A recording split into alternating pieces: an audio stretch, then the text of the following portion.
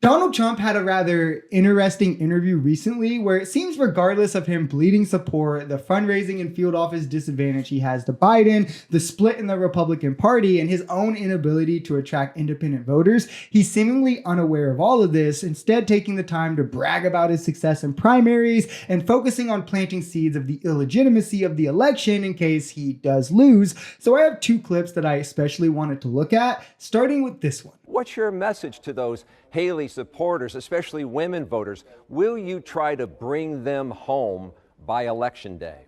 Well, she got very few voters relatively. I mean, I got almost, I guess, close to 90%. She got very few voters. This is, again, just the narcissism of the failed former president showing, where he can't ever be vulnerable and speak to those moderate Republicans who didn't support him in the primaries. He's just got to write them off and rather talk about his own successes, about how he stomped them so clearly in the primaries and won by these stark majorities. But the truth is, plenty of voters on the right still don't support Trump even after Haley dropped out. She's still gotten as much as 16% in Pennsylvania, 20% in Maryland, 18% in Nebraska, and 22% in Indiana, showing there's plenty of disenfranchised Republicans out there that will not support Trump. There's clips we've shown on the channel time and time again that'll say they'll vote for Biden over Trump if they have to, or sit the election out. Trump, practically being an incumbent, should be getting 92 to 95% of the votes, especially when Haley isn't even campaigning anymore, let alone when Haley was, he lost a few states to her. He was only getting just over 50 or 60% of the support, even less when DeSantis was in as well. So if he keeps ignoring these moderates and these reports that are coming out about Haley not going to endorse him,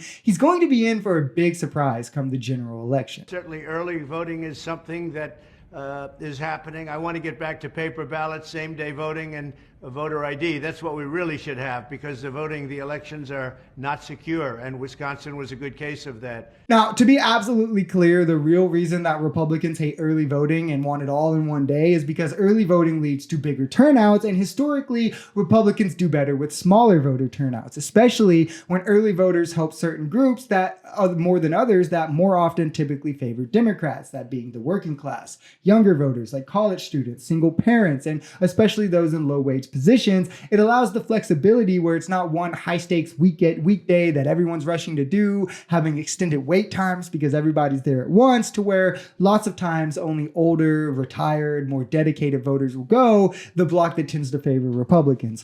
Ultimately, this is Trump saying he knows that he needs the deck stacked in his favor in all regards if he stands any chance of actually winning, or he'll have to repeat the 7 million vote blowout that he suffered in 2020, all while crying about more fraud that he'll never be able to prove in court.